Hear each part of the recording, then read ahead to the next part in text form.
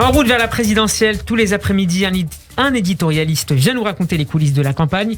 Et j'ai le plaisir d'accueillir, comme tous les mercredis, Alexis Lacroix. Bonjour Alexis. Bonjour Steve. Merci d'être avec nous. Vous êtes le directeur de la rédaction d'Actualité Juive. Et vous nous parlez cette semaine de cette enquête d'un nouveau cabinet d'analyse de l'opinion, Cluster 17. Elle présente une image assez originale, disons disruptive, du rapport de force entre les différents candidats à la présidentielle. On ne sait d'ailleurs si cette image disruptive, comme vous le dites, cher Steve, est liée au nom bizarre que s'est donné cet institut, Cluster 17.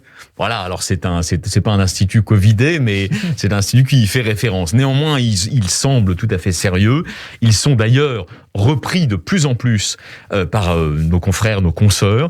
Et c'est vrai que vous avez raison d'insister sur la singularité de ces résultats. Alors, il s'agit naturellement de simulation d'opinion à 2 mois du premier tour sur ce que donnerait, s'il avait eu lieu dans la dernière semaine de janvier, le premier tour de la présidentielle française. C'est pas une surprise, hein. Emmanuel Macron est largement en tête du premier tour avec 22,5% des suffrages prédits, promis. Nous avons ensuite ce qu'on peut appeler le bloc des droites qui arrive en 2e position. Mais là, justement, il y a un élément de surprise. Valérie Pécresse serait à 14%, Marine Le Pen à 14,5%, et Éric Zemmour, le président de Reconquête dont nous allons parler tout à l'heure, serait également à 14,5%. Donc ça, c'est le premier renseignement, c'est que au fond, la droite, rien n'est joué entre la droite et les extrêmes droites se retrouvent, les 3 droites, qui ne sont pas celles de René Raymond, mais se retrouvent dans un mouchoir de poche. Autrement dit, tout est possible. Une qualification d'Éric Zemmour reste possible, il en fait d'ailleurs un argument, bien sûr, ça vous vous en doutez, mais reste évidemment possible pour le second tour, même si ça n'est pas la plus grande et la plus haute probabilité. Qu'est-ce qui explique les résultats de cette étude ? Est-ce qu'on a essayé de tenter de comprendre la position de l'opinion publique de manière différente ? Je vais vous donner, moi, une clé explicative, qui vaut ce qu'elle vaut. De toute façon, nous sommes... si vous voulez, nous ne sommes pas dans le domaine des sciences exactes, nous essayons d'être le plus honnête possible, mais nous avons forcément tous des biais explicatifs. 2 choses l'expliquent, à mon sens. 1, il y a la persistance dans cette France périphérique qu'aujourd'hui, Éric Zemmour, comme Alexandra l'a rappelé, essaye de préempter avec des mesures très, entre guillemets, maréchal Pétain, à l'ancienne, dans cette France périphérique, qui est la femme forte, qui est la figure véritablement forte aujourd'hui, d'identification politique forte. C'est évidemment la présidente du Rassemblement national. C'est elle qui catalyse les votes potentiels de cette partie-là de la France, dans cette fameuse diagonale du vide, qui se sent, à tort ou à raison, mais là on décrit une réalité sociologique, abandonnée par la République. Des territoires abandonnés par la République, c'est ainsi que ces personnes le ressentent. Et pour eux, la personne qui peut potentiellement répondre à leurs inquiétudes serait Marine Le Pen. Donc ça, c'est le premier élément.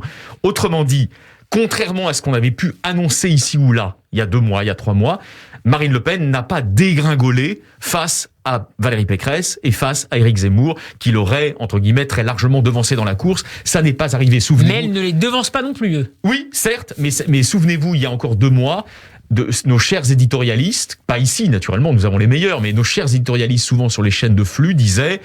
Marine Le Pen se retrouvera à 8%. Elle n'est pas à 8%, c'est clair aujourd'hui, et donc c'est très net et c'est très clair. 2e élément explicatif. On pouvait penser qu'étant donné le fractionnement de l'espace de la droite extrême, entre le président de Reconquête, la présidente du Rassemblement national, il y aurait en quelque sorte des dynamiques qui s'essoufflent. Et que face à eux, la présidente, la candidate officielle du Rassemblement national, présidente de la région Île-de-France, des Républicains, présidente de la région Île-de-France, Valérie Pécresse, aurait une dynamique positive. Pour l'instant, ça n'est pas du tout un résultat nul, 14%, mais pour l'instant, Valérie Pécresse semble tout de même marquer le pas, si vous voulez, par rapport aux espoirs d'un candidat d'une famille aussi importante que les Républicains, c'est-à-dire la droite gaulliste, la droite libérale. C'est assez décevant. C'est assez décevant, et on mesure probablement aussi l'inquiétude qui doit régner dans l'entourage de Valérie Pécresse face à des résultats qui témoignent du fait que sa qualification au deuxième tour de la présidentielle n'est pour l'heure absolument pas garantie ni gagnée. Elle doit se battre pour écarter ces deux rivaux que sont désormais le président de Reconquête Éric Zemmour et la présidente du Rassemblement national Marine Le Pen. Troisième. Et pour Éric Zemmour, est-ce que c'est lui qui profite, peut-être qui est le principal vainqueur, ou en tout cas bénéficiaire de cette étude? Alors si on reste le nez collé, disons, sur cette étude, vous voyez qu'il faut faire attention, je suis toujours très prudent, parce que ce ne sont jamais que des chiffres, c'est très volatile, c'est très évolutif, il n'y a pas, comme on le dit souvent ensemble, et avec David Revaud-Dallon, avec Christophe Barbier, il n'y a pas de cristallisation véritable de l'électorat à ce stade, 2 mois avant, donc ça peut encore bouger. Mais effectivement, par rapport à ce que nous pouvions ressentir il y a encore quelques jours, le président de Reconquête Zemmour ne s'est pas écroulé. Vous voyez, il y avait beaucoup de gens qui disaient « ça y est, c'est le début de la fin, ça marque le pas, il est à 12,5, il est à 13, il va tomber ». Visiblement, pas encore. Troisième élément de ce sondage, très intéressant à analyser, je crois, Mélenchon. Je vous l'ai dit la semaine dernière, il y a une constance dans mes analyses. François Hollande est vraiment très inquiet de voir que pour l'instant, la seule voix qui porte à gauche, dans l'espace, disons, de la gauche progressiste, c'est la voix très radicale du président de la France insoumise. Confirmation avec le sondage de Cluster 17, puisqu'il est à 13. Donc, il aurait gagné, si on suit ce sondage, 3 points. En une semaine, c'est beaucoup. C'est beaucoup. Et donc, ça laisse entrevoir ce que pourrait être le final, le finish, c'est-à-dire dans 2 mois, si la dynamique se continuait, la France insoumise serait le premier parti de gauche. Mais naturellement, donc la France insoumise retrouverait son score de 2017, c'est-à-dire 17-18%, 18%, avec une possibilité que je laisse entrevoir à nos auditeurs, c'est une possibilité, j'ai bien dit une possibilité. Être à la tête d'une recomposition de la gauche. Mais peut-être même au second tour, si vous voulez. On ne peut pas l'exclure à l'heure qu'il est, voyez. En réalité, on ne peut exclure aucune des hypothèses de second tour que nous venons d'évoquer. Sachant que, normalement, en revanche, le président de la République, Emmanuel Macron, lui, est au second tour de manière assurée. Alexis, vous vouliez dire également un mot sur le dernier livre de Manuel Valls intitulé Zemmour, l'anti-républicain, c'est publié aux éditions de l'Observatoire. C'est un excellent livre. Il démonte, comme on dit aujourd'hui, il déconstruit avec beaucoup d'arguments, à la fois historiques, politiques et civiques, un certain nombre de récurrences du discours d'Éric Zemmour. Notamment, bien sûr, tout ce qui concerne, ne nous y apesantissons pas, on l'a déjà dit plusieurs fois et à juste titre, tout ce qui concerne la relecture qu'Éric Zemmour fait de certains épisodes tragiques de l'histoire de France, notamment le régime de Vichy. Tout ce qui concerne les allusions à une éventuelle culpabilité toujours possible d'Alfred Dreyfus dans la fameuse affaire Dreyfus. Et plus largement, le fait qu'Éric Zemmour, qu'on le veuille ou non, est le candidat d'une conception de la nation républicaine qui n'est pas la nation civique de la Troisième République et des progressistes humanistes, disons, de la tradition française, mais celle du nationalisme intégral, ou en tout cas, ce qu'on appelait dans la querelle des Allemands et des Français au XIXe siècle, la nation ethnique. La nation ethnique contre la nation contrat, tout ça, Valls le dit formidablement bien. Alors, ce qui est intéressant dans le livre aussi, au-delà de Zemmour, Manuel Valls, que j'ai la chance de connaître un peu, même un peu beaucoup, c'est un républicain de bataille. C'est-à-dire qu'il est toujours là quand ça chauffe et quand c'est dur. Aujourd'hui, c'est dur. C'est dur pour les démocrates libéraux face aux démocrates illibéraux. Et Manuel Valls est là. Et il n'est pas là dans un engagement étroitement politicien. C'est pas le genre. Il n'est pas là pour dire Macron a raison, Pécresse a raison. C'est pas ça. Si Zemmour, l'anti-républicain, est un livre important, je finis juste là-dessus.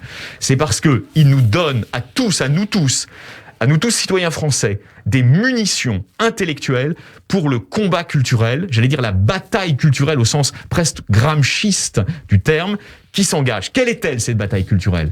Ne pas laisser le monopole de l'appellation, de la référence à l'idée républicaine, j'allais dire à la philosophie républicaine, à ceux qui, par exemple, dans les droites extrêmes, l'ont repris à leur compte, comme on dit chez les sondeurs, l'ont triangulé. Donc pour toutes ces raisons, le livre de Valls est important. Et à la fin, je vous livre un scoop, vous le lirez, à la fin, juste quelques secondes, parce qu'on est en retard. Un tweet, 10 secondes, mais ça vaut le coup. Il plaide pour une union nationale. Union nationale, justement, de tous les républicains, par-delà les grandes frontières de partis, d'allégeance, de sensibilité. Il dit c'est ça la solution. Il faut décloisonner, il faut sortir de tout ce qui était binaire et de tout ce qui était très fermé, de tout ce qui était très intolérant. Et il faut que tous ces gens se donnent la main. Et il cite d'ailleurs à la fin un excellent éditorial sur ce sujet de Jacques Julliard. Merci beaucoup Alexis Lacroix. On peut réécouter votre chronique politique en route vers la présidentielle sur notre site radioj.fr et en vidéo sur notre page YouTube. On se reverra demain, cette fois pour nous présenter la une d'actualité juive. Avec plaisir, cher Steve Nadjar.